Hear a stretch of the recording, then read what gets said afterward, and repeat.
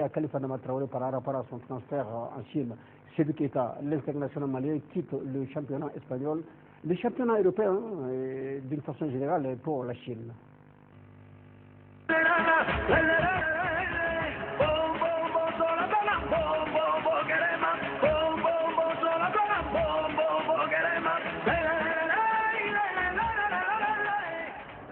J'étais en fin de contrat avec 2 ans d'option. En fait, j'étais imposé à 23%. Et là, après la 5e année, on passe à 56%. Donc ça fait une différence de 33%. Et on était en discussion depuis pas mal de temps et on n'a pas pu se mettre d'accord. Et comme on n'a pas pu se mettre d'accord et qu'il y avait la proposition de la Chine qui était, on va dire, 4 à 5 fois plus celui de FC Barcelone.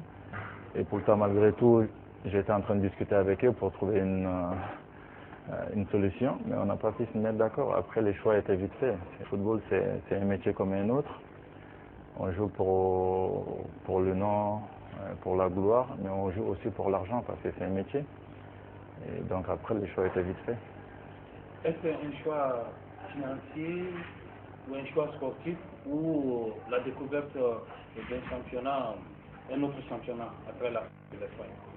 C'est pour le football, c'est pour l'argent et aussi ça me permettra de découvrir un autre pays, tout simplement. J'ai 32 ans, donc on va dire, il me reste combien de temps à jouer encore 3-4 ans, si j'ai envie. Donc après, sur le plan financier, la différence était énorme. La proposition était difficilement refusable, on ne pouvait pas refuser, tout simplement. Et aujourd'hui, donc, vous partez en Chine. Il y a bien d'autres connaissances, notamment Frédéric Kanouté, il y a Didier Drogba, il y a Nicolas Anelka, c'est des joueurs que vous avez rencontrés sur le terrain du championnat de France ou d'Espagne. Est-ce que cela vous a été motivé à choisir ce club?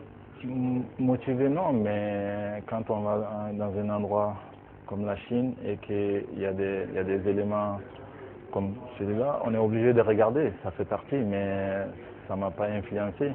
Comme j'ai dit tout à l'heure, moi, je suis pas français, je ne suis pas espagnol. Je suis un aventurier. Je suis parti de Mali pour aller gagner de l'argent pour aider ma famille. Et donc l'aventure continue. Donc pour moi, les choix est vite fait. Vous savez, le plus difficile pour moi, ça a été de quitter ici à 16 ans, partir en Espagne, et en France, à Marseille, c'était le plus difficile parce que je ne connaissais rien du tout. Alors que là maintenant, je suis un père de famille, 2 enfants avec ma femme. Donc je veux dire, l'aventure continue, mais c'est beaucoup plus facile maintenant qu'il y a 15 ans en arrière. Les choix n'ont rien à voir avec celui de Guardiola.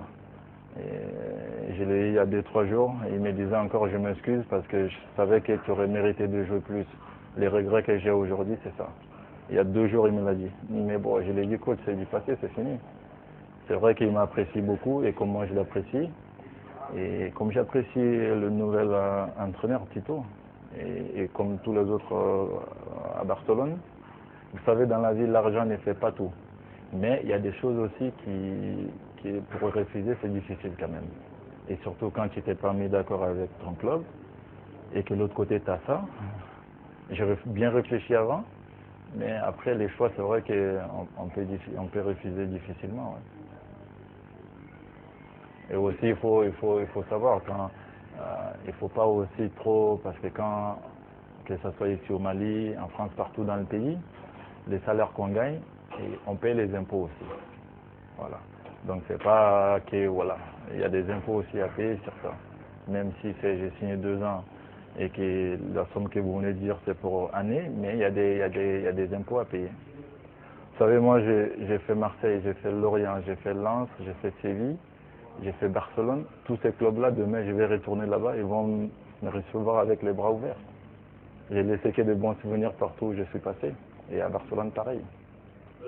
Quel compliment vos coéquipiers vous ont adressé quand vous leur avez signalé que vous allez quitter le Barcelone? En fait, j'ai souvent Abidal tout le temps au téléphone. Il était content pour moi parce qu'il s'est dit, quand on arrive après 30 ans, on n'a pas la chance d'avoir ce genre de contrat et voilà, il m'a félicité. Mais la plupart, je les ai pas eu au téléphone, mais bon, ils m'ont envoyé, ou ils ont envoyé des SMS sur Facebook ou Twitter. Et voilà, après, même le club, Guardiola, tout le monde, bon, parce que j'ai passé 4 ans, je vais dire, merveilleux, en gagnant pratiquement beaucoup de titres, tout ce qu'un footballeur pouvait rêver. Et après, vous savez, c'est la vie, les destins, c'est Dieu qui choisit. Et c'est surtout dans l'inconnu? Bon, dans l'inconnu, pour moi, c'est pas l'inconnu. Moi, j'ai toujours prié. Comme on dit ici, donc si c'est la Chine, c'est mon bonheur. Vous savez, moi, j'ai jamais forcé. Quand j'ai quitté Lorient à Marseille, j'ai pas forcé. Quand j'ai quitté Lens, j'ai pas forcé. Quand j'ai quitté Séville, j'ai pas forcé. Le choix est venu naturellement. C'est vous, on va parler maintenant du Mali. Vous venez encore de lâcher le mot. Le Diable du Mali, vous êtes capitaine. Vous avez joué 2 matchs à l'éliminatoire de la Coupe du Monde 2014. Maintenant, c'est la CAN qui est l'événement le plus proche, le match aller donc des éliminatoires, et le tirage au sort vient d'être effectué. Vous avez comme adversaire le Botswana. Quelle appréciation vous en faites? Bon, on ne va pas dire que c'est un bon tirage parce que dans le football, il n'y en a pas. Et tant que les matchs n'est pas commencé et qu'on n'a pas terminé, on ne peut pas savoir comment les matchs vont se dérouler.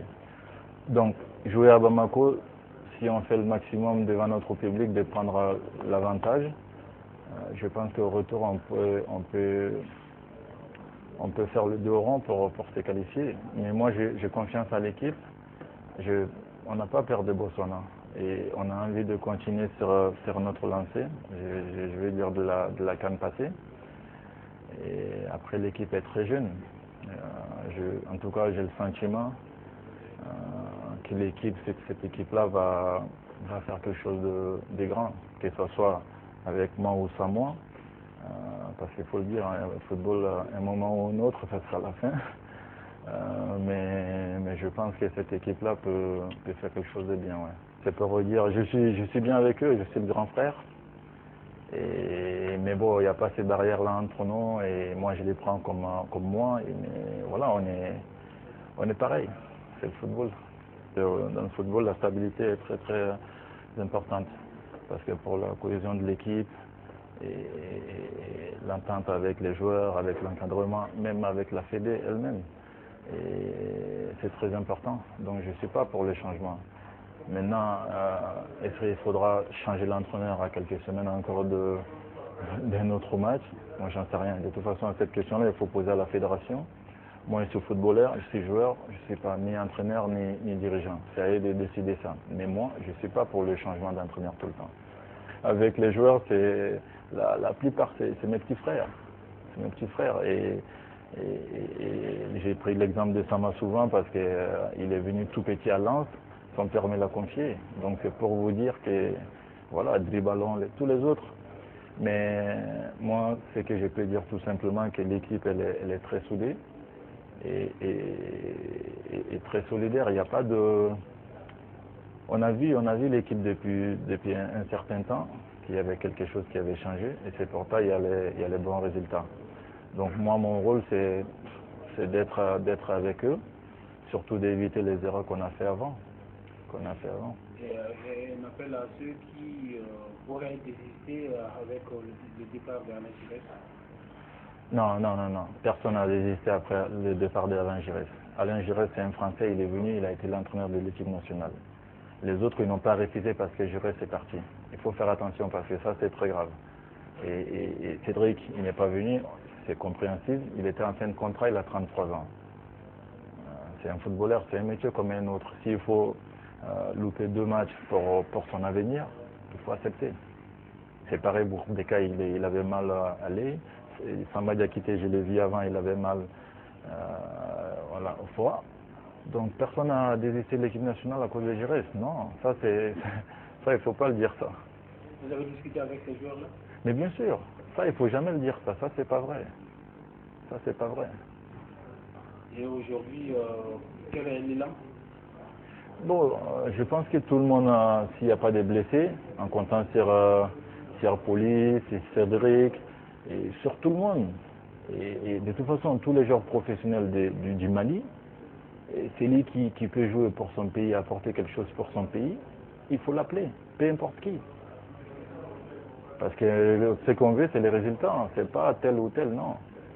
C'est les résultats qui comptent. Celui qui peut faire l'affaire de l'équipe, il faut l'appeler. Et s'il mérite de jouer, il faut le faire jouer, et tout simplement. Voilà, nous vous remercions Seydou Keita et nous souhaitons surtout une excellente chance en Chine, afin de relever bien d'autres défis.